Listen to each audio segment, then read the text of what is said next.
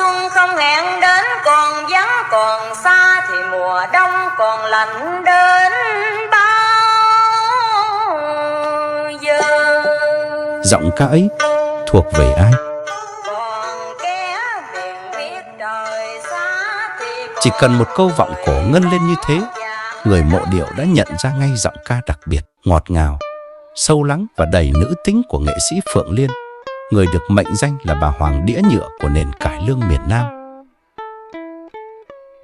Nhưng ít ai biết rằng đằng sau giọng ca vàng ấy là một tuổi thơ nhiều biến cố. Tên khai sinh của bà là Lữ Phụng Liên, sinh ngày 14 tháng 7 năm 1947 tại Cần Thơ. Khi mới hơn 1 tháng tuổi, cha mẹ lần lượt qua đời. Bà được ông Lữ Văn Đức nhận nuôi và mang họ Lữ từ đó. Có lẽ chính những mất mát quá sớm đã hun đúc trong tâm hồn cô bé năm nào một nỗi niềm sâu lắng, để rồi sau này gửi trọn vào từng câu ca vọng cổ. em còn chắp tay đêm đêm khấn nguyện, nước mắt nhìn thăm thăm trời cao, dần răng ai sẽ làm đôi, nửa hình đôi chiếc nửa soi dầm trường. Vậy cơ duyên nào đã đưa một cô bé mồ côi bước lên ánh đèn sân khấu? Từ năm 12 tuổi, Phượng Liên đã bộc lộ năng khiếu ca hát khi tham gia ban văn nghệ Tây Đô. Giọng ca trong trẻo, truyền cảm, nhanh chóng thu hút sự chú ý của giới văn nghệ. Và rồi, từ những buổi sinh hoạt học đường, bà bước thẳng vào sân khấu cải lương chuyên nghiệp. Chỉ trong thời gian ngắn, Phượng Liên đã khẳng định vị trí bằng chất giọng ngọt ngào, đặc biệt ở thể loại tân cổ giao duyên và vọng cổ.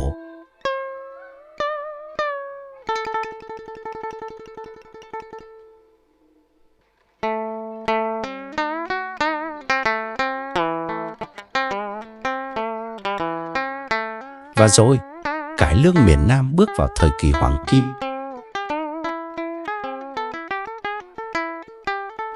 Trong thập niên 1960 đến 1970, cùng với những tên tuổi như Minh Phụng, Mỹ Châu, Lệ Thủy, Minh Vương, Tấn Tài, Minh Cảnh, Phượng Liên góp phần tạo nên một giai đoạn vàng son của sân khấu cải lương.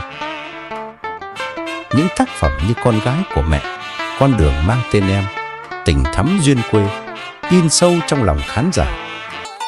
Năm 1966, cùng với Phương Quang, Phượng Liên đoạt huy chương vàng triển vọng giải Thanh Tâm. Đây là bước tiến giúp Phượng Liên khẳng định tên tuổi và tài năng của mình đến với công chúng. Trên sân khấu Dạ Lý Hương, cô hợp cùng Ngọc Giàu, Bạch Tuyết, tạo thành bộ ba đào chánh nổi tiếng và ăn khách lúc bấy giờ.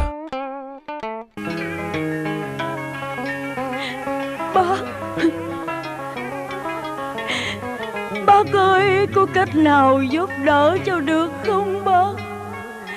Làm sao cho chuyện xấu hổ này đừng đăng báo, làm sao cho má cháu đừng hay. Từ khi ba cháu bỏ đi, người đã ở dậy nuôi con cho đến ngày khôn lớn. Hiện giờ vẫn còn nằm trong bệnh viện, đợi chờ con từng phút từng giây. Trong khi hơi thở sắp tàn như ngọn đèn khuya lùng mất, nếu hay tin cháu bị bắt vì một tội đáng kinh, thì có lẽ em của cháu cũng bất bình mà không tha thứ. Vì nó là thằng con trai lớn lên trong nghèo khổ mà quen tánh dọc ngang. Nó đâu có tìm hiểu được nỗi lòng của một cành hồng khi hứng chịu trăm mưa.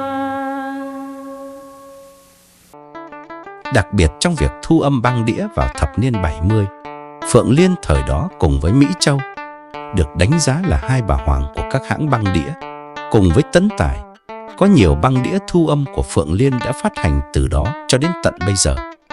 Các vở tuồng được cô thu vào băng đĩa như Lấy chồng xứ lạ, Đời cô Hạnh, Người phu khiêng kiệu cưới, manh áo quê nghèo, hẹn một mùa xuân đều được giới mộ điệu đón nhận nồng nhiệt, khiến cô trở thành một trong những giọng ca nữ trụ cột của dĩa hát Việt Nam do bà Sáu Liên điều hành đang trên đà phát triển mạnh.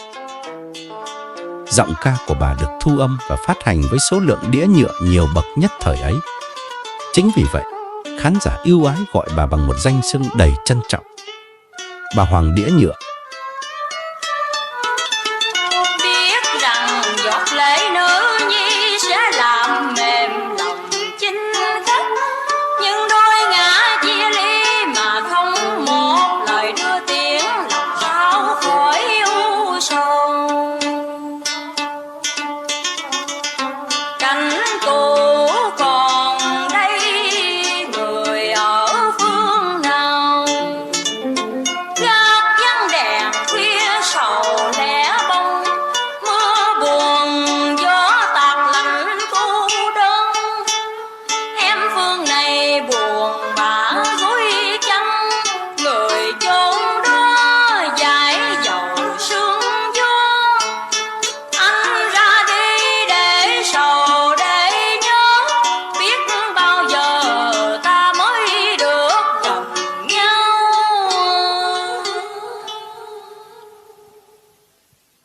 Sau năm 1975, Phượng Liên được mời về đoàn Thanh Minh, Thanh Nga để thế những vai diễn của Thanh Nga sau khi Thanh Nga qua đời như Sân khấu về khuya, Nửa đời hương phấn, Tiếng trống mê linh, Bên cầu dệt lụa. Dù là diễn lại nhưng các phiên bản do Phượng Liên thể hiện không hề bị mang ra so sánh với Thanh Nga. Theo quan điểm trong nghề thì mỗi người mỗi vẻ, 10 phân vẹn 10. Và đặc biệt là vai The Hương trong vở tuồng kinh điển Nửa đời hương phấn được xem là vai diễn để đời của Phượng Liên.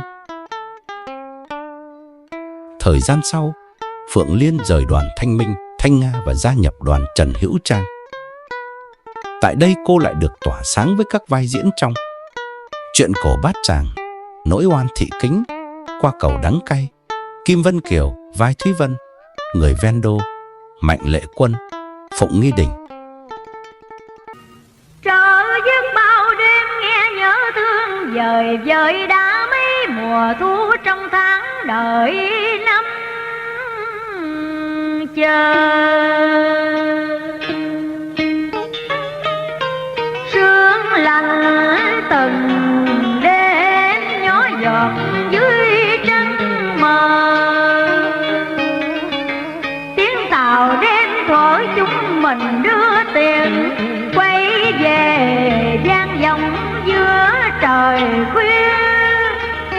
Trả anh về với ruộng lúa nương khoai, với thôn xóm cũ còn vương mùi khói súng, với người con gái vừa tròn tuổi mộng, giữa sân ga đang đợi bóng con tàu.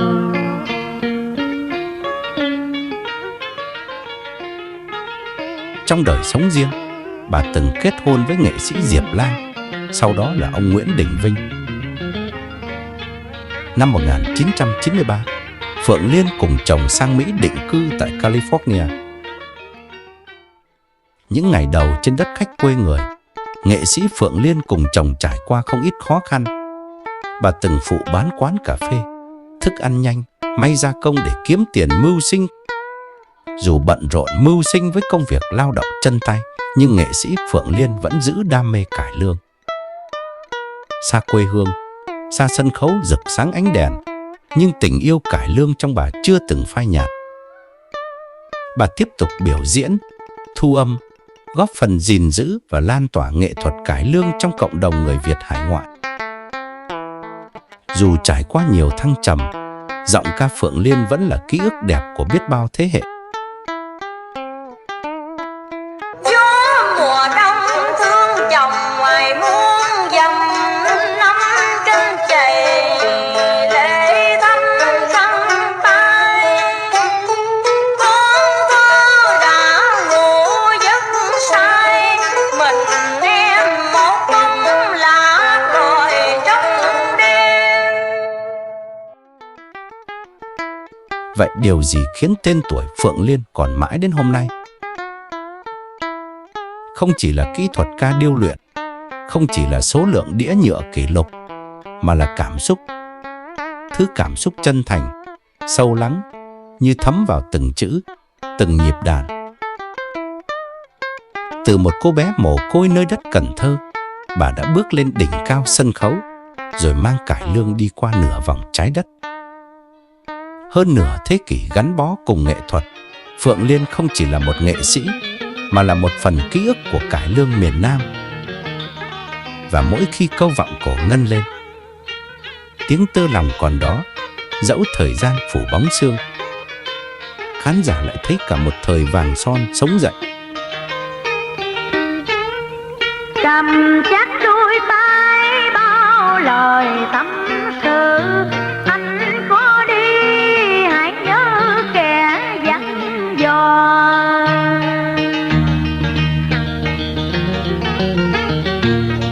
Cuối nẻo trời xa có em đợi em chờ, chuyến tàu đêm mang anh ra chiến tuyến, giữa muôn trùng khói lửa mịt mù xa.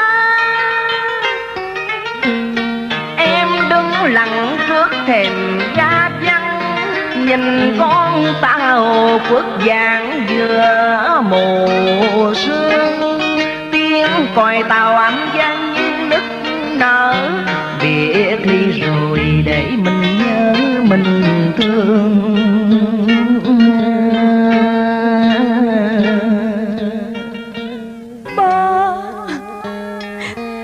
Ba ơi, nay đã biết ba là ba của con rồi.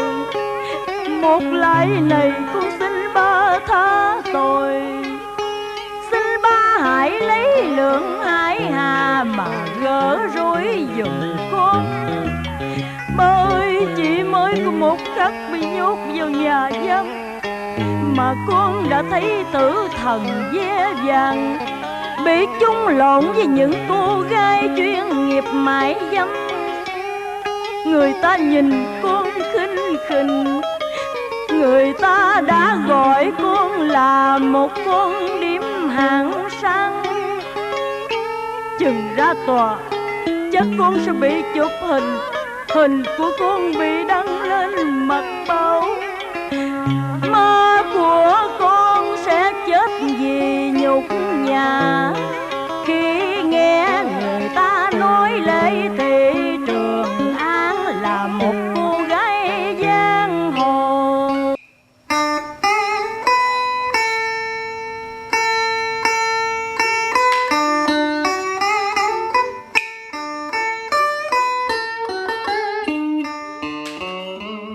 Nếu bạn yêu những thanh âm vọng cổ da diết, những khúc nhạc mang hồn dân tộc, hãy đăng ký kênh Hodovi Cổ Nhạc Phương Nam để cùng chúng tôi gìn giữ và lan tỏa giá trị tinh hoa cổ nhạc Việt. Một lượt đăng ký, một lời đồng vọng cùng những giai điệu bất hủ còn mãi với thời gian.